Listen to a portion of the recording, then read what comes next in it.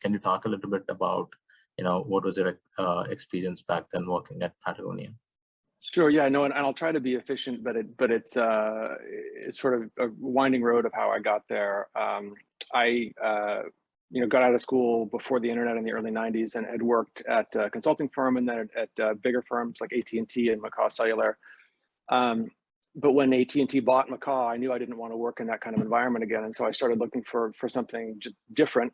And I got wind of a product leadership role at Patagonia at their headquarters in Ventura, California. So I wound up getting the job and moving down there in '95.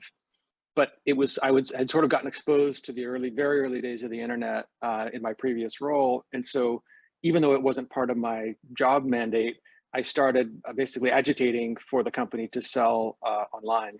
And so the company was and still is owned by its founders, Yvonne and Melinda Chenard, and they are sort of famously anti-technology. So they didn't really want to hear about it, but I persisted. And finally I said, look, why don't we do this? Let's create a 1-year contract position as head of e-commerce. I'll take that position and I'll build you an online store. And if you don't like it, you can fire me and shut it down. So I tried to de-risk the choice as much as possible.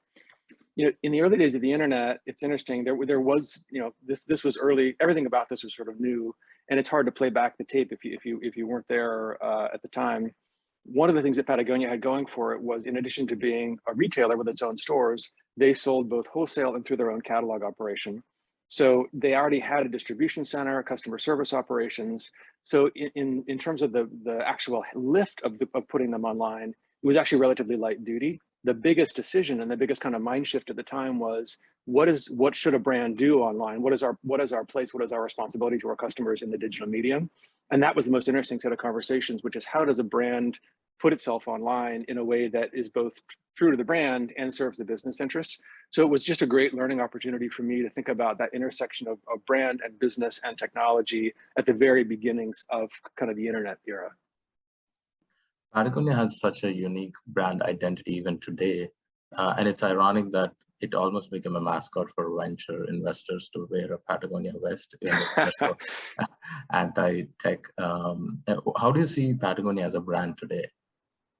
So, and again, this is, interesting to think about different kinds of companies. One of the reasons why I do what I do is I just believe deeply in the power of founders, that founders are extraordinary people, and it's the vision and energy of founders that creates great companies. So the fact that Patagonia has never raised outside capital is sort of not really the point.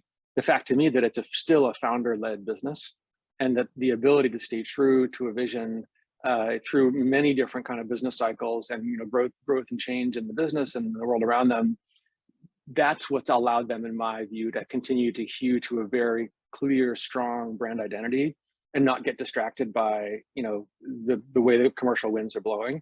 So the brand, I think, has always stood for a deep commitment to quality and to the outdoors as a basically preserving the wild spaces so that we can enjoy them as humans, and doing that in a way that is as light impact as it can be on the world.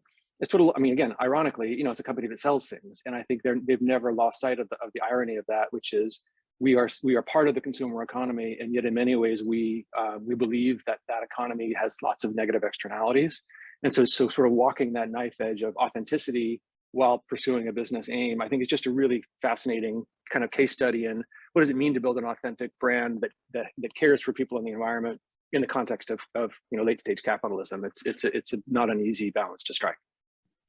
Also, if you look at what other brands and where fashion as an industry has moved, or consumerism, like the Zara's and H&M's, where fast fashion is a thing where you use anything for one season, or and then it's out of your closet. Well, exactly. I think Patagonia is the only one which will offer you, will fix your Patagonia vest or sweaters that you have, and we want you to own it for as long as you can. I think I haven't seen any other brand do that, because it's anti-sales mentality, right? You want to sell more versus sell less. Exactly. No, and I think if you were driven purely by market forces, let's say it was a public company or owned by shareholders that just wanted to maximize return, you wouldn't do things like that. But because it's still owned by the founders, they have the freedom to pursue things that are authentic to them as humans and their values, but allow them to sort of find a middle path in a world of maximizing return. They're not maximizing return; they're maximizing the total, if you want to say, the completeness of the brand and the brand experience.